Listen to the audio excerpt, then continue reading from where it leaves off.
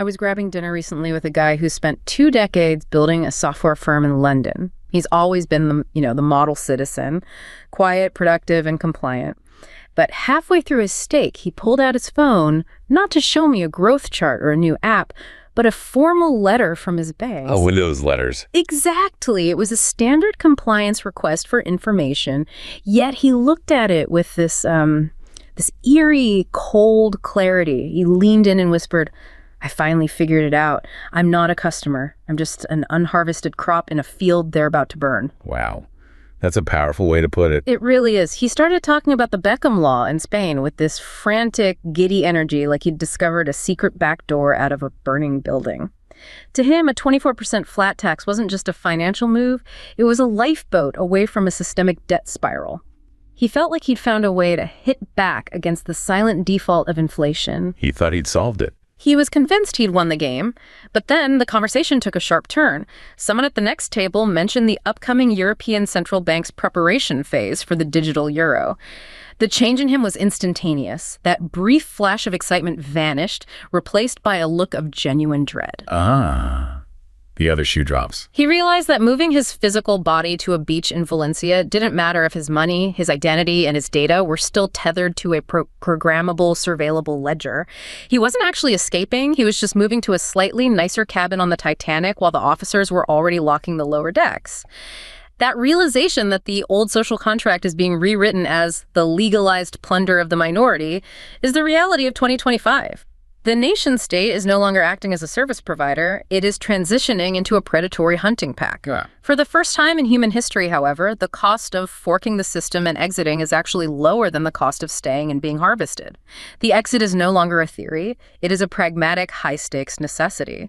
And that narrative, that emotional journey from realizing you're an unharvested crop to the dread over programmable money, that sets our mission for this deep dive perfectly. Right.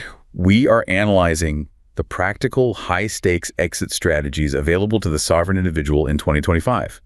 We need to look at the 3 main vectors for this new calculus of sovereignty, all of which aim to, decouple the individual from legacy systems. What are the 3? First, we have jurisdictional arbitrage, what is now being updated and operationalized as Flag Theory 2.0, focusing on physical and fiscal exit.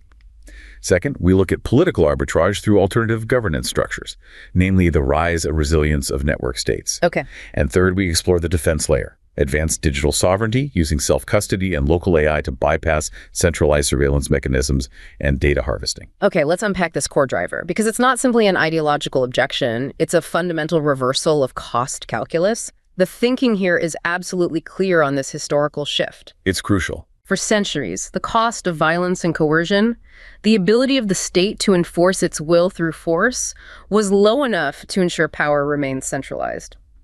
If you rebelled or tried to leave, the state could economically or physically crush you quickly and cheaply. But now, that equation has flipped. The cost of exiting a jurisdiction, both technologically and physically, is structurally lower than the cost of remaining and continuing to be harvested by an extractive state. And that's the entire game. This massive reversal is driven by cryptography, which drastically reduces the cost of defending property and identity, fundamentally counteracting the logic of violence that underpins centralized state power for centuries. That, in essence, is the engine of the entire movement we are tracking. This reversal is underpinned by a profound and probably irreversible structural problem within the legacy economic system. Right. The debt spiral. The foundational belief that drives people to seek exit strategies is the conviction that Western democracies are permanently trapped in an irreversible debt-to-GDP death spiral. Governments, facing politically impossible choices regarding austerity or, increased taxation on their majority voters, resort to printing money and, more dangerously, aggressive asset extraction. So they can't tax the majority, they can't cut spending. So they hunt. When a state loses its capacity to service its population effectively and honestly, it transitions from a predictable service provider into what's being described as hunting pack, whose primary and increasingly desperate goal is asset extraction from the productive minority. And the evidence of that transition isn't just in the inflation numbers, it is in the explicit weaponization of the law. This is where we see the state actively creating legal mechanisms designed for plunder. Oh, absolutely. For example, we're seeing arbitrary retroactive windfall taxes imposed on specific sectors or individuals, often without legislative warning, targeting productive minorities based purely on their visibility and liquidity. But more systematically, we've witnessed the methodical dismantling of financial privacy safeguards worldwide. You're talking about FATCA and CRS. Think specifically of the U.S.-driven FATCA, the Foreign Account Tax Compliance Act, and the global mechanism it spurred, the Common Reporting Standard, or CRS.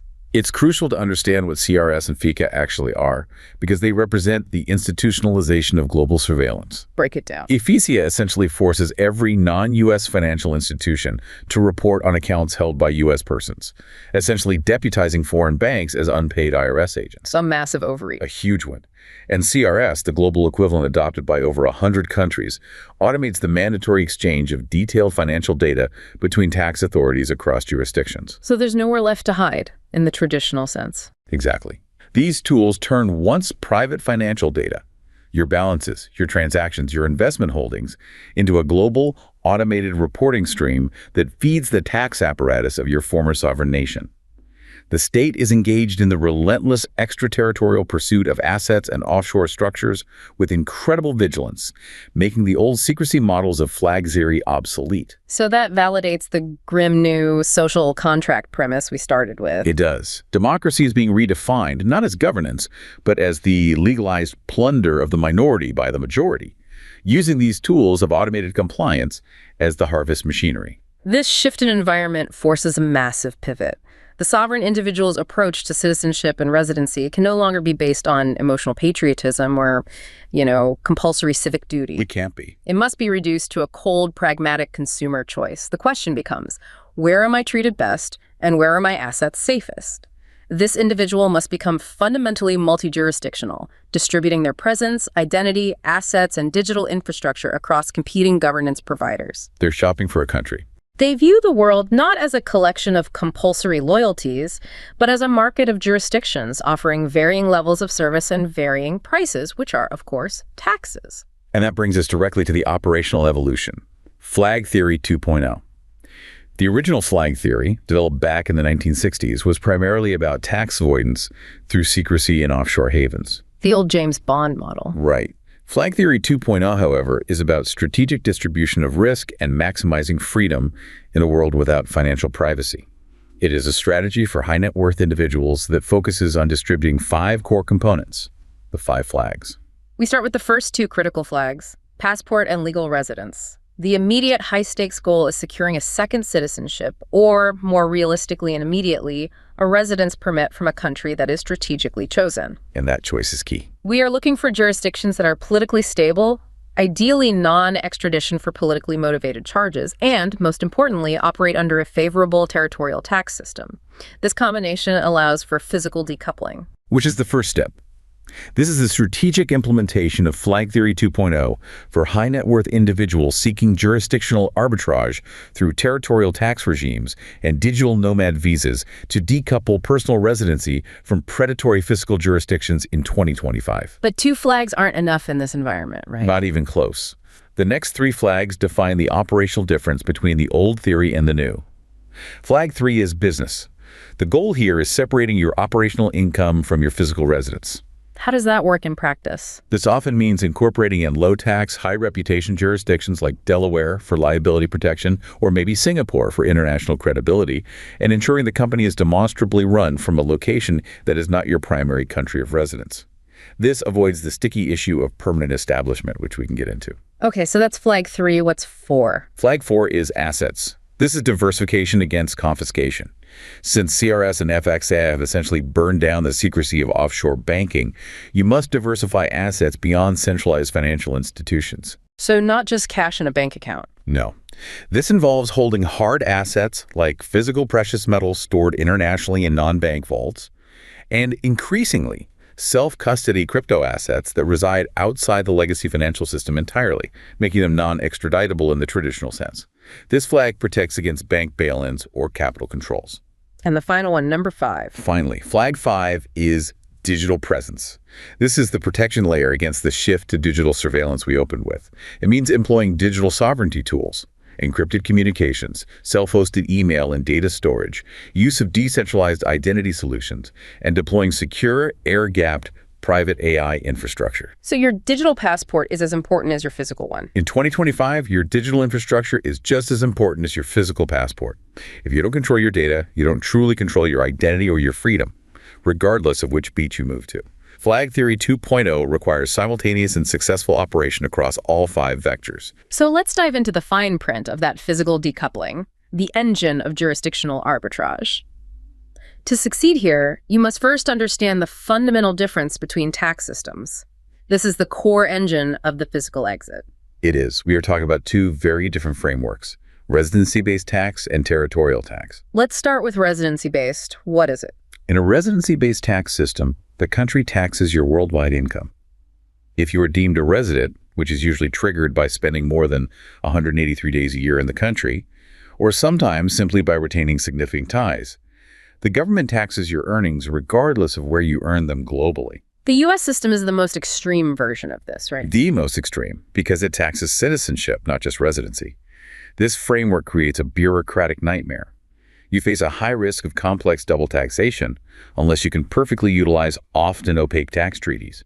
And if you are a frequent international traveler, the exact moment you trigger residency or break it becomes a source of endless legal anxiety. The paperwork alone must be a full-time job. The administrative burden is simply immense because detailed global income reporting is mandatory. Okay, so that system is designed to trap you. Conversely, the territorial tax system is appealing precisely because it operates on a geographic principle. Exactly. It taxes only domestic or locally sourced income. This is the crucial distinction. For digital nomads, internationally active consultants, and entrepreneurs whose clients and income streams are entirely foreign, that foreign-sourced income is generally exempt from local taxation by the country of residence. Which means huge savings. Massive legal savings, and a significantly lighter administrative workload, as the burdensome global income reporting is unnecessary.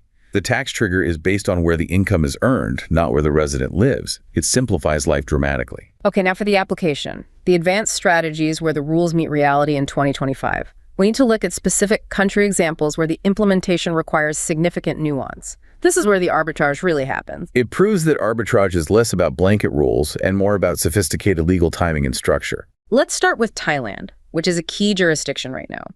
Thailand operates on a crucial subtlety regarding its worldwide income tax. This is a really important one. It taxes worldwide income only if remitted into the country in the same tax year it was earned. If the income stays overseas for the duration of that tax year, it is safe, even if you are a resident. That is the first layer of arbitrage. But there's a second, even more critical subtlety. Yep. Money brought into Thailand as proven savings from prior years, funds earned before establishing residency, or held overseas for a period longer than 1 year, is explicitly tax-free upon remittance. That's a game changer. It is. The strategy, therefore, is about minimizing the taxable remittance you require to live. The operational strategy becomes legally reduce your local cash needs. You achieve this by funding major services directly from an offshore bank account. Right. So if you pay for international insurances, subscription software, cloud services, investments, international school fees, and any large foreign expenditure directly from an overseas holding company or personal bank account, you dramatically reduce the funds required to remit to Thailand for local cost of living. The thinking suggests that a high net worth individual can structure their life so that their necessary taxable remittance is surprisingly low, maximizing the amount of tax-free savings brought in later. And this strategy is being accelerated by competitive pressure. We see Malaysia formalizing its position, maintaining that foreign-sourced income remains tax-free if it is not remitted starting in 2026. Prior to that, most remitted income is already exempted, though the rules are complex regarding capital gains versus earned income. So they're competing for these people. This competitive movement between Thailand, Malaysia, and other rising jurisdictions is exactly what the architects of Flag Theory 2.0 seek to exploit, playing service providers off against each other. This all sounds wonderful for the individual, but the primary anxiety for the entrepreneur is corporate residency. If I am the director or majority shareholder of a successful overseas company, say a tech firm based in Singapore or Delaware, and I reside full-time in a territorial tax country like Thailand, does that overseas company now owe local Thai corporate tax? This is the critical question. It's the link that often breaks the chain. So what's the answer? This is where we discuss the concept of permanent establishment, or PE. Generally, the answer, confirmed by analysis of the tax treaties and local authorities, is no, but with critical caveats. Okay, what are the caveats? Corporate tax is typically not applied to the overseas company, as long as the director is not found to have created a permanent establishment on Thai soil. The key mitigating actions are twofold. First, the director must not be actively involved in the operations, meaning they are not physically directing all contracts, signing all checks, or controlling all substantial operations only from Thai soil all the time. So you need to demonstrate that control is elsewhere. The thinking suggests keeping significant operational control and decision-making authority demonstrably outside the country. And the second caveat, what if the overseas company needs local staff? Good question. If the overseas company needs local support in Thailand, those individuals must be structured as independent third-party contractors, or ideally, establish their own local limited companies that contract with the foreign entity. So they can't be employees. They must not be direct, formal employees of the foreign company, as that creates a definitive permanent establishment, potentially subjecting the overseas company to local corporate tax. Furthermore, the overseas company must not sell products or services into the local country, as that would also trigger local tax obligations. So you have to maintain a very clear line of separation. If you respect these clear lines, the local tax authorities are generally not interested in bringing offshore companies onshore for tax purposes. That clarity on corporate residency is vital. However, these complex, high-stakes exit strategies inevitably push the legal boundaries. You mentioned a critical potential flashpoint that everyone watching this space anticipates around 2026. Yes, this is the gold loophole contention, which is pure jurisdictional arbitrage utilizing asset class exemptions. How does that work? In Thailand, gold and certain forms of gold trading are explicitly tax exempt. The strategy relies on the crucial legal difference between receiving taxable income and realizing capital gains from the disposal of an asset. So you're playing with definitions. Precisely. A high net worth individual could potentially liquidate overseas gold holdings and remit the funds, or, more complexly, import physical gold to liquidate it domestically. So the money that lands in the Thai bank account, is it treated as foreign-sourced income, which would be taxable upon remittance if earned that year? Or is it treated as proceeds from the sale of a tax-exempt asset? Exactly. That is the million-dollar question. The contentious point for the courts is whether these proceeds should be recognized as external tax-free gold sales, or if the tax authorities will try to reclassify them as remitted income charged at local rates. What's the argument on each side? The argument for the sovereign individual is that gold is an asset, and its disposal is covered by the asset exemption. The counter-argument from the state would be that the intent was to transfer liquid wealth into the country, tax-free, disguising it as an asset disposal. So it's a test case. The outcome of this specific legal battle will set a major precedent for the entire community interested in physical arbitrage, determining just how far asset exemptions can be leveraged to legally remit wealth. It's a sophisticated, high-risk, high-reward legal tightrope walk. If the decentralized exit provides the physical shield with flag theory and the digital shield, which we'll get to, the next logical step is to build the actual ship, the governance structure itself. This is where we move into political arbitrage and the concept of forking society. When you observe the institutional decay in legacy nations, fighting over scarce resources and obsolete political ideologies, the logical response is to acquire a blank plot of earth or start a fresh company, a clean slate, something new without the historical constraint. Right, but that's hard for people to grasp. Well, the brand new, the truly different, is often deemed unthinkable by those immersed in the old system. And that is why the network state concept is so necessary and powerful. It provides a peaceful, reproducible process for turning an online community united by a compelling proposition or shared moral innovation into a recognized physical state with a virtual capital. So it's a blueprint for starting a country. It's fundamentally a technologically informed way to achieve a clean slate, avoiding the endless, exhausting conflict over scarce resources and obsolete institutions. The idea is simple. If the ability to form new companies created trillions in economic value, then the ability to form new, specialized societies promises even greater but currently unthinkable political and social value by optimizing governance structures. Let's move beyond the soundbite definition. The analysis details a comprehensive 11-factor framework of required components that define a fully realized network state.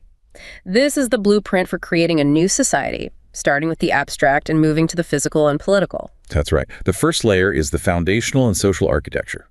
This requires a strong social network that is united by a compelling moral innovation, a core belief or purpose, which evolves into a demonstrable national consciousness among its members. So you need an idea first. A powerful idea. This consciousness must be strong enough to recognize a singular accountable founder. This ideological alignment then translates into the capacity for collective action, like crowd-funded property acquisition and high levels of observable in-person civility among its early members, proving the community can function peacefully in the physical world. Okay, that's the social layer. What about the technical and governmental infrastructure? That's the next layer. This necessitates an integrated cryptocurrency for the internal economy, providing a clean, transparent monetary ledger. Crucially, it needs a consensual government limited by a social smart contract. What does that mean, a social smart contract? It's a rule of code, rather than the rule of constantly renegotiated, often corrupted men. The smart contract restricts the founders and the government's power, immutably guaranteeing certain rights or freedoms to the citizens. And finally, the physical realization and political culmination. Right. This involves acquiring an archipelago of crowd-funded physical territories dispersed globally, small plots of land, maybe apartments or data centers, linked digitally. These are coordinated by a virtual capital, the online headquarters of the network. And the end goal is diplomatic recognition. The ultimate goal, diplomatic recognition, is achieved through an on-chain census. This census must cryptographically prove a large enough population, a reliable income base, and a verifiable real estate footprint. The on-chain census is fascinating. How exactly does it work to provide legitimacy without compromising the privacy that the citizens value? This is where advanced cryptography comes into play, specifically zero-knowledge proofs or ZK proofs. Right. A traditional census reveals personal identity and location. An on-chain census using ZK technology allows the network state to cryptographically prove aggregate characteristics. For example, that we have 50,000 citizens with annual incomes exceeding $100,000 and a collective real estate footprint of 10,000 square meters without revealing a name, address, or exact income of any single individual. So it's proof without revelation. Exactly. This mathematical proof of viability is the mechanism used to demand diplomatic recognition from existing nation-states, moving the discussion from ideological theory to statistical reality. This entire concept hinges on the idea of a parallel society, which is essentially a large-scale startup society. This is political arbitrage through what you called moral innovation, defining the community based on a single, compelling idea, the one commandment. The idea of the one commandment is a laser focus. Most societies and most governments fail because they try to be all things to all people, leading to mission creep and ideological conflict. They get bloated. A parallel society wins by differentiating itself profoundly on a single key axis, the one commandment.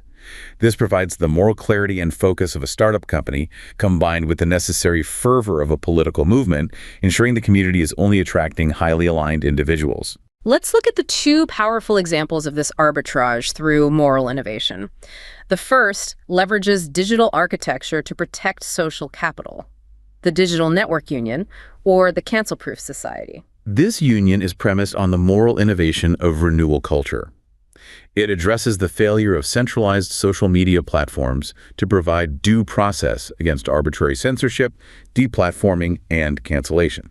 So it's a mutual defense pact. This union acts as a guild for its members, providing cancellation insurance. If a member comes under public social attack or calumny, the union quietly supports them, perhaps providing legal aid, a new job placement, or conducting an internal due process review. So it offers a different kind of justice system. The core innovation is shifting the penalty model. Instead of immediate public destruction, the union asks if the proper penalty should be a restorative fine, a public apology, or an educational requirement, rather than a career-ruining public shaming. It provides a secure, aligned community to fall back on in the event of digital social attack. The second example is far more ambitious, aiming for full physical and diplomatic status, the recognized network state, the post-FDA society. This seems designed to fundamentally challenge one of the most ingrained forms of state control, medical regulation. Precisely. This society is built on the commandment, your body, your choice. It seeks to establish itself as a medical sovereignty zone. The premise is a sophisticated critique of historical state failures, pointing to the millions of lives potentially lost due to state failures like FDA-caused drug lag. The years it takes for life-saving drugs to get approved. Right. Or governmental interference with personalized or off-label prescriptions. The goal is diplomatic recognition, which would allow the state to immediately adopt the absolute right for anyone to buy or sell any medical product or procedure without any third-party interference. So it's creating a free market for medicine. It aims to become a counter-historian against state regulatory failures by legalizing physical innovation. But doesn't aiming for the absolute right to buy or sell any medical product immediately trigger massive international sanctions and diplomatic isolation?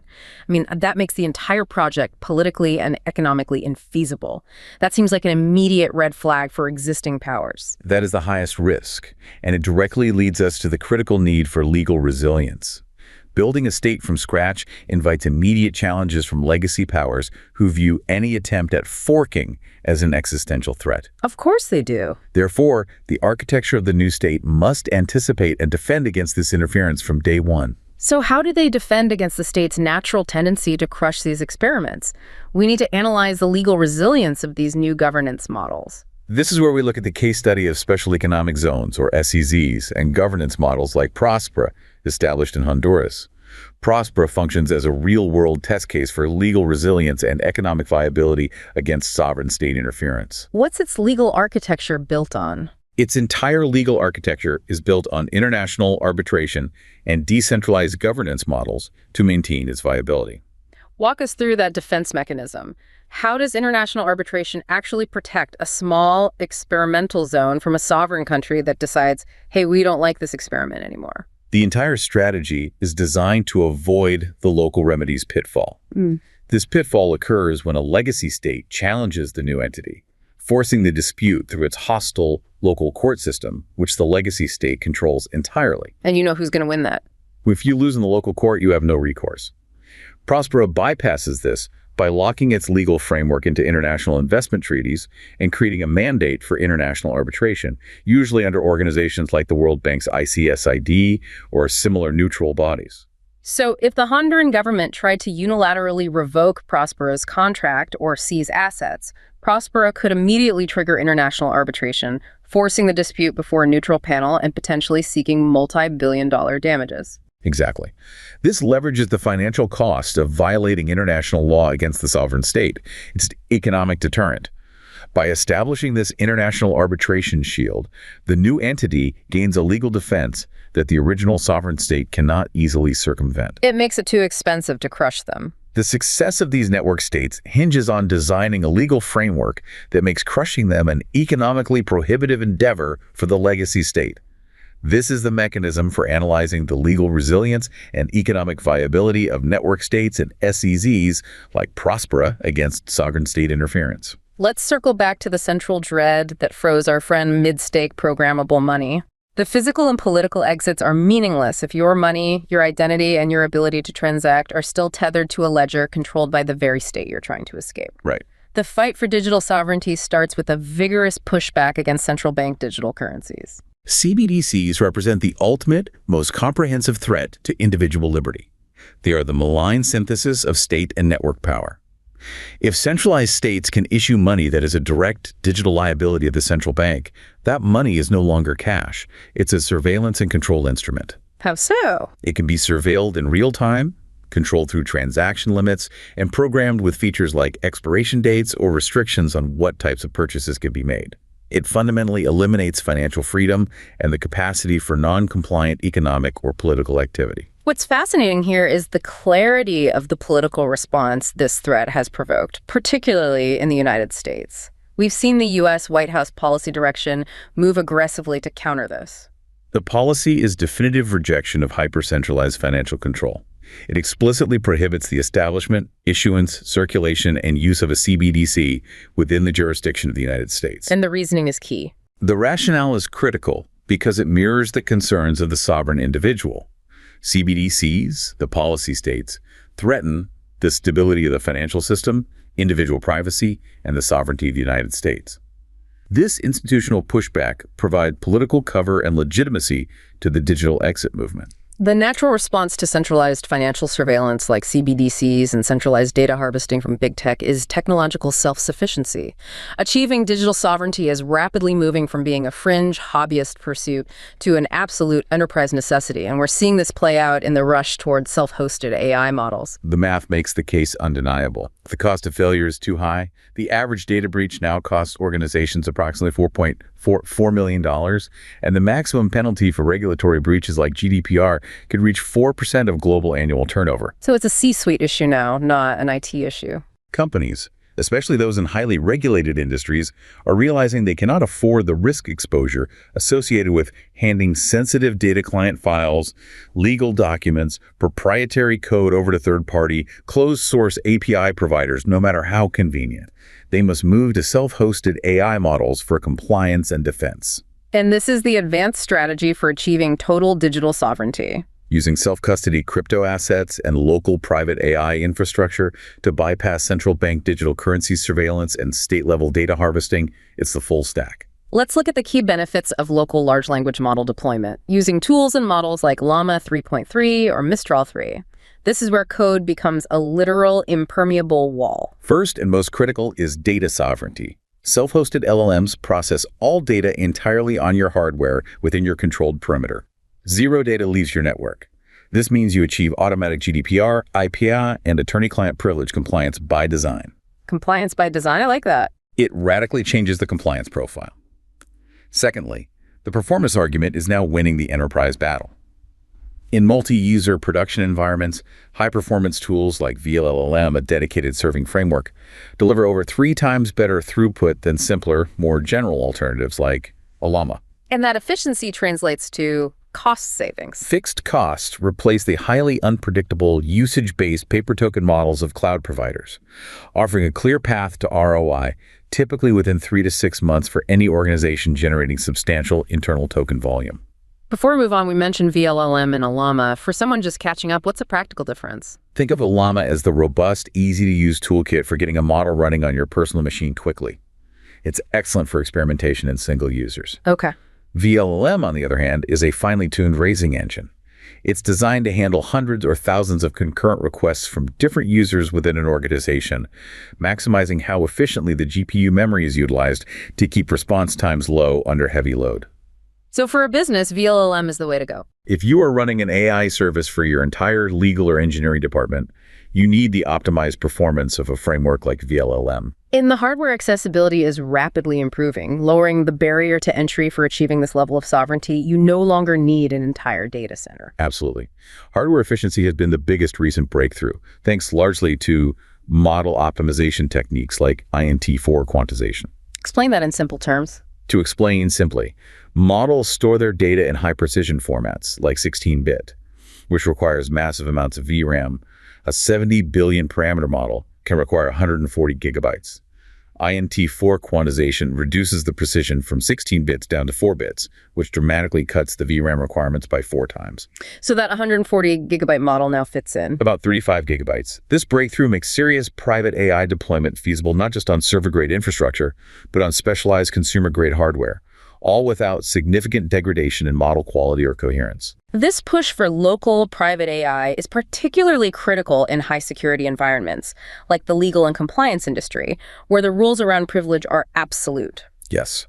For law firms, corporate legal departments, and litigation support, the requirement for attorney-client privilege protection demands an air-gapped system. The strategy involves deploying and running AI models using tools like Llama or llama.cpp for document analysis in a setting called air-gapped operation. Meaning it's totally disconnected? This means the system is physically and logically isolated. It never connects to the external network. This provides an auditable, high-security environment essential for e-discovery compliance and protecting privileged information from any external snooping, whether state or corporate. It's sovereignty through physical separation. This transition in digital technology, from decentralized currency like Bitcoin to decentralized intelligence with local AI, sets up the grand intellectual collision we mentioned earlier, the conflict between political power and technological truth. We can reframe the struggle as a contest between 2 models of history. The first is the top-down model, which is written by the winners, constantly revised and propagated by politically useful narratives. Okay. The second is the bottom-up model of crypto history. Crypto history is written directly to the ledger, resistant to revision because its immutability is guaranteed by mathematics and economic incentives. Bitcoin's blockchain serves as the primary technology for robust macro history. The question is, why is it so resistant to revision? What makes it better than a written document or a digital database? Its resistance is compounded by two factors: the high cost of computation, or proof of work, and the difficulty of coordinating consensus across a distributed network. To rewrite Bitcoin's history, a malicious actor would not only need to deploy more computing power than the rest of the world combined, which is astronomically expensive, but they'd also have to get everyone else to agree to the change. they'd also need to simultaneously coordinate that successful rewrite across millions of globally distributed independent nodes. This makes falsification economically and technically unfeasible. Therefore, the record, the who, what, and when of transactions, becomes a non-political, immutable source of truth, a technological truth. And we have seen this technological truth constrain political or narrative power in the real world already. Absolutely. Think about the collision between Tesla and the New York Times. A high-profile media story claimed a car had run out of charge due to failure. The company founder used the instrumental record, the real-time, immutable data logs from the car, to publicly refute the narrative. Numbers versus letters. His data, his numbers, overturned their subjective letters by exposing purposeful misrepresentation. This is the instrumental record overriding institutional narrative. Another clear example involved a head of state tweeting a photo meant to stir political action regarding environmental issues, which was then printed uncritically by major media. That's right. Twitter users, using decentralized reverse image search and analyzing the photo's embedded timestamp, were able to quickly disprove the official narrative, proving the photo was taken decades earlier and was not contemporary evidence. So the network fact-checked the state. In both cases, decentralized technological verification exposed centralized political distortion. This struggle defines our time. This clash leads to the current struggle between three leviathans: God, representing the old moral and spiritual force; the state, representing the coercive force of violence and paper law; and the network, representing the decentralized power of cryptography and code. The key takeaway is the difference in resistance. The state operates on paper laws, which are easily revised and selectively enforced. The network operates on code, which is resistant to revision.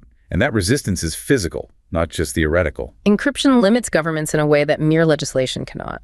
Seizing cryptocurrency or data from a sovereign individual is not something a hostile state can do en masse with a single key press, unlike inflating fiat currency or freezing centralized bank accounts. To retrieve self-custodied private keys, the state must first map an offline identity to a physical location, establish clear jurisdiction, and then conduct a targeted, costly, physical special forces operation or a complex legal seizure. It's not scalable. Encryption drastically increases the cost of state coercion, from instantaneous digital seizure to a costly, scalable house-by-house process.